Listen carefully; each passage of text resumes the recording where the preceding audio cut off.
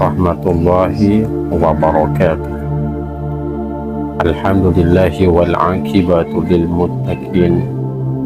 Asyhadu an la ilaha illallah wahdahu la syarikalah wa asyhadu anna Muhammadan abduhu wa rasuluh. Allahumma sholli ala sayyidina Muhammadin wa ala alihi wa ashabihi ajmain, amma ba'du. Hadirin kaum muslimin, kaum muslimat dimanapun Anda berada, masih bersama di bingkai religi pejuang agama Islam bersama Ustadz Muhammad Solehan, penyuluh agama Islam Kecamatan Baulan, Kabupaten Toli-Toli. Hadirin dimanapun Anda berada, tema kita pada kali ini yaitu kita akan membahas tentang ada 4 tingkatan rezeki yang perlu kita pahami semuanya. Kenapa ini penting? Ternyata rezeki itu memiliki tingkatan. Untuk memahami tingkatan ini, maka hidup kita akan semakin terarah, maka hidup kita akan semakin lebih bermakna. Kenapa? Karena kita mengenal 4 tingkatan rezeki ini. Jika Anda khawatir, Anda takut, atau tidak diperbudak dengan dunia, Quran menyebutkan apa yang terlihat oleh manusia itu kelihatan indah. Makanya disebutkan zuyyina linnasi hubbus syahawat.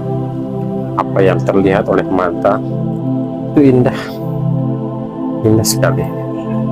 Jangan sampai apa yang terlihat oleh mata itu membuat kita lupa, kita jauh dari Allah, melupakan Allah, melupakan akhirat. Ini yang berbahaya. Maka pentingnya memahami empat kriteria tentang rezeki itu. Mari kita ulas satu persatu. Pertama, rezeki itu yang harus kita pahami adalah sudah dijamin oleh Allah Subhanahu wa Ta'ala.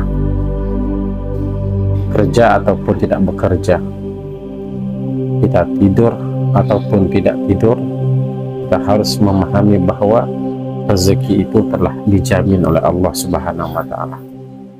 Wa ma min dabbatin fil ardi illa 'alallahi rizquha. Semua rezeki yang ada pada seluruh makhluk telah Allah jamin. Jangankan manusia, hewan yang berada di bawah batu pun yang tak terlihat oleh mata kita telah Allah jamin. Meskipun kita tidak beri makan kepadanya, tapi lihatlah mereka tetap hidup. Ikan yang berada di lautan, coba lihat, walaupun kita selalu menangkapnya dan tidak pernah kita berikan makan, coba lihat, mereka tetap hidup, bahkan dengan kondisi badan yang besar, bahkan dengan berisi, bahkan dengan muatan yang kalau ditimbang dengan puluhan kilo, bahkan sampai ratusan kilogram. Ini menunjukkan bahwa rezeki terhadap seluruh makhluk itu telah Allah jamin. Maka jangan ragu, taat maupun tidak taat, Allah telah jamin rezeki kita. Kita Islam, Muslim ataupun non-Muslim, telah Allah jamin rezeki kita, telah Allah berikan rezeki kepada kita. Ini menunjukkan bahwa betapa Allah itu Maha Rahman dan Maha Rahim. Allah tidak menggolongkan rezeki itu hanya satu pintu, hanya khusus umat Islam, tidak. Tapi semua makhluk, taat maupun tidak, kufur ataupun tidak kufur, musyrik ataupun tidak musyrik, menyembah Allah atau tidak, semuanya diberikan hak yang sama. Wa ma min dabbatin fil ardi illa 'alallahi rizquha. Semua rezeki yang ada pada hamba telah Allah jamin, telah Allah jamin. Ini pertama. Yang kedua, ini standar hadirin, level yang standar. Kalau sudah berada di level yang standar, tentu ibarat tangga pertama, tentu tidak mungkin kita akan berada di tangga pertama, maka pasti kita akan naik tangga kedua. Artinya di level kedua ini agak sedikit keren. Kalau sudah rezeki itu telah dijamin, telah diatur, telah ditetapkan oleh Allah, tinggal naik ke level 2 yang agak keren sedikit. Apa itu? Yaitu untuk berikhtiar, berusaha untuk mencari rezeki yang telah Allah berikan kepada kita. Jangan bermasa bodoh, jangan tidak mau bekerja, jangan tidak mau mencari nafkah, jangan tidak mau mencari, berusaha dengan apa yang telah Allah berikan kepada kita, yaitu rezeki. Level yang kedua ini, rezeki itu harus dicari dengan berusaha. Al-Quran pun menyebutkan dengan kalimat yang indah, wa anna laisa lil insani illa ma sa'ah. Kata Allah, manusia itu tidak akan mendapatkan sesuatu kecuali apa yang dia usahakan. Maka lihatlah, tengoklah orang yang berusaha untuk meraih rezeki itu dengan cara sekolah ataupun tidak sekolah, itu berbeda hadirin. Maaf, saya bukan menyinggung, tidak. Tapi orang-orang yang berikhtiar, yang mencari rezeki dengan jenjang pendidikan, misalnya S1, S2, S3, orang yang berbicara dengan gelar profesor, itu tentu berbeda orang yang berbicara dengan orang yang tidak sekolah. Orang yang berbicara dengan kualitas dokter misalnya, dengan jatuh pendidikan misalnya, setengah jam aja sudah sampai puluhan juta. Coba orang yang tidak sekolah. Ini menunjukkan bahwa orang yang tidak sekolah 1 jam, 2 jam, 3 jam pun ketika tidak sekolah, coba lihat 1 jam, 3 jam, 4 jam kita berbicara, tak ada hasil. Ini menunjukkan bahwa wa ana laisa lil insani illa ma sa'a. Manusia itu memperoleh berdasarkan apa yang dia usahakan. Sama dengan penjual yang menjual bakso, masya Allah, kalau tidak menjual tentu tidak akan mendapatkan rezeki yang sesuai yang ia harapkan. Begitu juga tukang beca, berusaha, tukang bangunan, guru, kalau tidak mengajar dan tidak absen, maka rezeki itu tidak akan datang. Jadi yang kedua ini, rezeki itu jalannya itu yaitu dengan ikhtiar,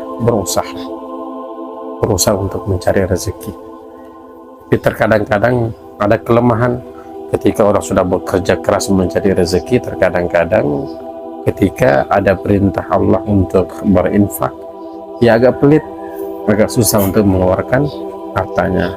Padahal Allah menyebutkan wa anfiqu mimma razaqnakum, untuk berinfak keluarkanlah hartamu. Kenapa Allah perintahkan untuk keluarkan harta? Karena teman sejati, teman setia itu adalah harta yang kita keluarkan di jalan Allah. Ketika semua nanti tidak akan bermanfaat, ada satu yang bermanfaat, dia adalah harta yang akan menemani kita.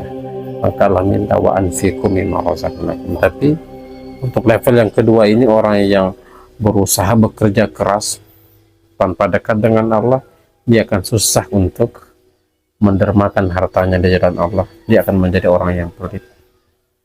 Nah, kenapa? Karena dia akan berkata, saya kerja mati-matian siang dan malam, masa kamu cuma minta-minta?